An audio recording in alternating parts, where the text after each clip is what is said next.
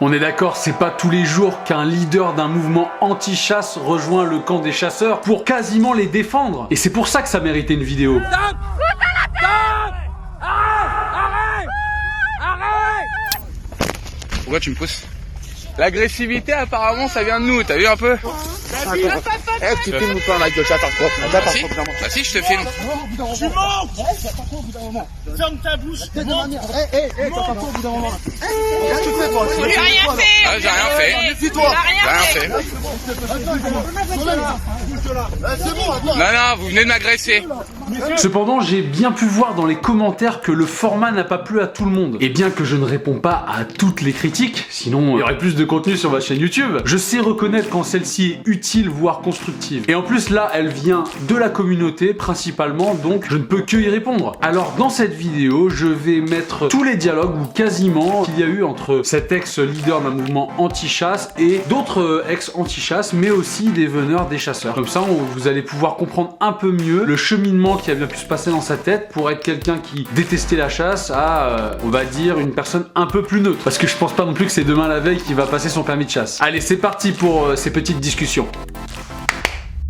Tu peux pas passer de 3 ans à être leader d'un groupe anti-chasse, à, entre guillemets défendre la chasse aujourd'hui, avec pas beaucoup d'arguments. Donc vas-y, je veux savoir. Ça marche. Il y a eu ce travail de communication de la société de vénerie qui avant à l'époque ne faisait pas toutes ces vidéos qui montraient au grand public. Ces vidéos en fait ont un gros impact. Nous on est les premiers à se rendre sur ces vidéos. Je cherche à comprendre pourquoi on a essayé, et c'est vrai je l'admets, on a été manipulé dès le départ, mais je te dis il y a eu un attachement quand tu commences à essayer de te renseigner, on te rattrape en disant mais tu vois ce cerf là qui me montrait tout, ils en ont flingué je sais pas combien, ils en ont noyé je sais pas combien. Voilà. Et j'ai dit je vais apprendre à connaître et me renseigner discrètement de mon côté. Donc chose que j'ai fait depuis juillet. J'ai pris le temps de regarder les vidéos de Pas Vegan et surtout de la page Facebook La Chasse à. Et c'est aujourd'hui en fait ce qui a été entre guillemets le petit élément qui m'a fait essayer de découvrir un petit peu plus, mais toujours sur la réserve. C'est tout en fait une accumulation de petites choses qui m'ont fait vraiment ouvrir les yeux et le côté surtout de la haine que l'anti-chasse peut On est avoir. d'accord là-dessus.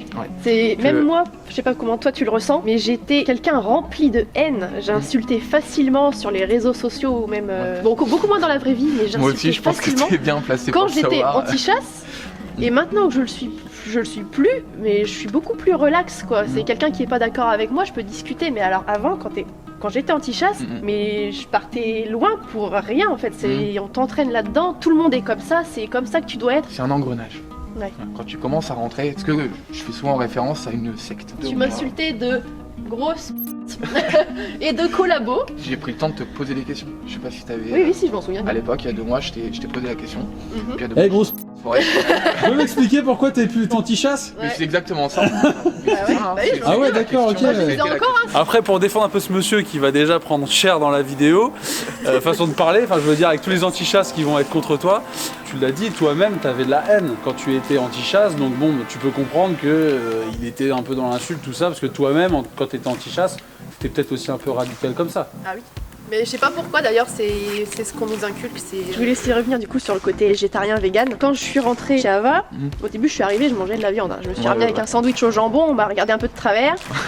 Au fur et à mesure, je me suis dit, pour être logique avec moi-même, faut que j'arrête de manger des animaux parce que je vais pas en défendre un la journée puis en manger un autre le soir, je fais pas de différence. Donc je suis devenue entre guillemets végétarienne pendant une petite période et ça me satisfaisait pas. J'ai eu une carence en fer assez costaud. Du coup, j'ai carrément, en fait, ça me faisait tellement mal, je me suis dépêchée de remanger les trucs les plus gorgés en fer que je pouvais trouver, c'est-à-dire que j'ai mangé direct du foie de veau, la totale, parce que franchement, j'en pouvais plus. Et ça m'est arrivé que quand j'ai fait une phase végétarienne. Lentilles, pois chiches, amandes, tout ce que tu veux là, non ça. Mais c'est intéressant ce que tu dis parce que j'y arrive pas. c'est là en fait tu démontres toi aussi de ton côté, tu l'as vu, qu'on a essayé de te faire changer, ne serait-ce qu'un régime alimentaire pour entre guillemets défendre une cause que eux veulent défendre. Je l'ai fait de ma propre initiative, mais dans tous les cas, même quand tu Non mais t'es même quand tu le contraint fais pas, oui, par la culpabilisation, les quand tu regards. le fais pas, Mais c'est ça, c'est mal vu parce que je me souviens qu'une fois en voiture, on était une voiture à 20 donc, il y a celle à côté de moi qui dit que le soir elle va manger des tripes ou des andouillettes, je sais plus. Et du coup celui devant lui dit ça défend les cerfs la journée et le soir ça mange des tripes. Et toi, où est-ce que tu te situes là-dedans? Tu défends des desserts et derrière J'ai mangé de la viande.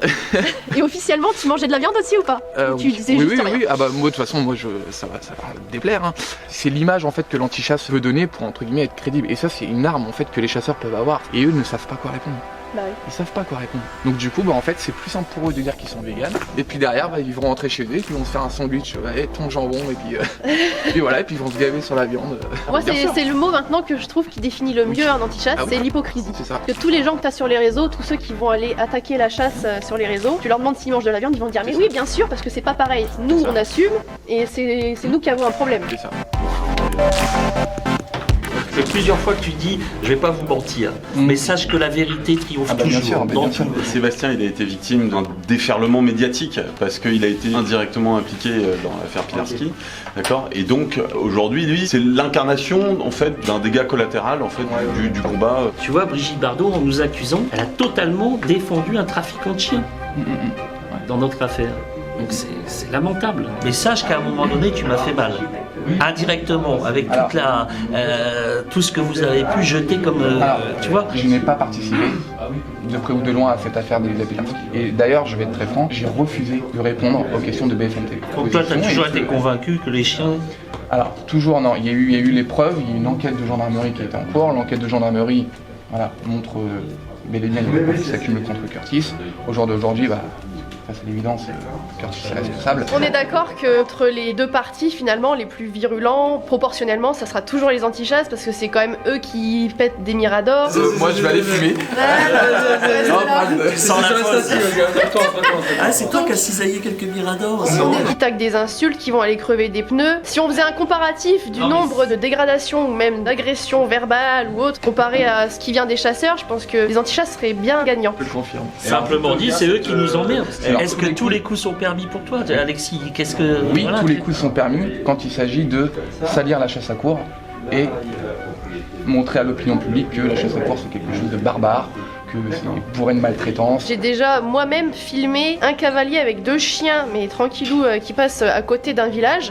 Et dans la vidéo, on dit qu'ils sont en plein village, en train de foutre le bordel, alors qu'en fait non, ils font que passer à 3. C'est le principe, quoi. Toi, aujourd'hui, dans ton combat, ça te dégoûte? On va pas se le cacher que j'ai participé à cette manipulation, puisque quand on va se rembouiller et qu'on voit les veneurs à la fin de chasse qui donnent à boire aux chiens, c'est des photos et des vidéos qu'on ne va pas montrer. Aujourd'hui, oui, je sais que les veneurs aiment leurs chiens. Ouais. Même si j'ai du mal avec la mort, tout ça encore. On ne les force pas à chasser, c'est eux qui ont envie d'y aller et même quand tu veux les arrêter, et parfois ils te contournent au maximum, tu leur cours après, il n'y a pas moyen. D'ailleurs, j'espère que les anti-chasses écouteront bien mon message. Le fait de vouloir arrêter les chiens, et moi-même c'était mon rôle entre guillemets de faire croire qu'on sauvait des cerfs, c'est complètement faux parce que moi-même je le vois et si les personnes avaient un minimum de réflexion, ça se voit, on sauve que dalle en fait. On voit que le chien il va pas s'arrêter. Alors oui, on va peut-être en arrêter 2-3. Mais ça fait pas arrêter toute la meute qui... Du coup, t'as bien conscience que la mise à mort par les animaux sauvages est beaucoup plus violente que la mise à mort par l'homme. Bien sûr, mais c'est justement, c'est là en fait où aujourd'hui je me pose la question. Je me dis, c'est est-ce que réellement l'intervention de l'homme en fait pour abréger les souffrances de l'animal qui a été mis aux abois par les chiens, c'est peut-être pas si atroce que ça, parce que du coup l'homme intervient en fait pour abréger les souffrances de l'animal qui nous aboie. Donc, on est d'accord que pour manger une côte de bœuf, il faut tuer un animal. Donc... Et on est d'accord qu'elle était bonne hier sur la côte de bœuf. Elle était bonne. Et il y avait la petite sauce béarnaise aussi sur... Je connaissais pas du tout la chasse à courre, je savais pas quel but, voilà, et c'est vrai que la première image, la première vidéo que j'ai vue, c'est le cerf qui s'est noyé. Tu t'es fait un peu manipuler. Oui, mais dans cette manipulation, j'y ai participé longtemps après. Oui, après. Non, mais la genèse du truc. Voilà. Comme quoi une vidéo sortie de son contexte peut faire des Surtout, ravages. c'est leur arme. Ouais. C'est l'arme la plus efficace. C'est qu'il y a des collectifs qui sont beaucoup plus extrémistes que d'autres. C'est des gardes d'ego, c'est le buzz à tout prix. C'est au collectif qui fera le plus de buzz qui va être le plus mal vu. Ouais. Et nous, c'est vrai qu'on commençait à prendre beaucoup de pouvoir en fait, et forcément, ça commençait à être mal perçu en fait par les autres collectifs. Moi, j'ai entendu des choses, j'ai vu des choses. Sam, c'est quelqu'un qui a un ego surdimensionné et il faut que ça parle de lui. Voilà. Mais c'est quelqu'un qui faut que tout tourne autour de lui. C'est le mec qui, tu marches sur son territoire, ça va pas aller en fait. Le jour où il y aura une abolition, j'espère pas, Stanislas Broniszewski veut que ça soit lui. Ouais, parce que c'est son boulot, il est payé quoi. Nous on était indépendants et nous on voulait se détacher justement de tout ça en fait. Ça a vraiment pas de sens quoi. T'as des gens sympas, toi bon voilà, t'arrêtes de perturber des gens sur le terrain parce que t'as compris que ok t'aimes pas la chasse à courre, mais ça sert pas à grand chose. Pourquoi s'engueuler avec tout le monde quoi, J'essaie d'expliquer ma position aux anti-chasses qui ont pris contact avec moi où je me suis pris des insultes, bref, que je suis là à témoigner parce qu'en fait je m'aperçois m'aperçois que depuis que j'ai essayé de m'intéresser à quelque chose, donc une pratique de chasse que j'ai salie quand même pendant 3 ans, aujourd'hui, ils sont prêts en fait à s'en prendre sur moi, à s'en prendre à ma famille, à retourner ma famille. À présent, j'espère que vous avez pu en comprendre un peu plus. Je répète personnellement que moi, je n'ai pas compris tous les éléments de ce cheminement, mais cependant, vous avez beaucoup plus d'éléments pour vous faire votre avis. Et certains m'ont dit que la vidéo que j'ai faite n'avait pas de valeur parce que je remettais en question certains propos d'Alexis Barbier, mais en même temps, chacun a le droit d'avoir son avis sur la vidéo, même le créateur. Je ne peux pas remettre en cause l'entièreté du propos sur la seule base d'intuition. Et quand bien même, cette vidéo illustre un mal qui ronge notre société, celui des incompréhensions et des oppositions qui sont des fois un peu ridicules, puisque voilà, on se retrouve avec des gens qui virent d'un bord et de l'autre, et après ça retourne encore dans un autre sens, et puis ça veut plus rien dire. Ça n'a plus aucun sens. Arrêtons la guerre et faisons la paix. Mais sachez que pour avoir la paix, des fois, il faut faire la guerre. Pourquoi j'ai dit ça, là ? J'ai faim. Non, faut pas mélanger militantisme et nourriture. Moi, à chaque fois, après, ça me fait vriller.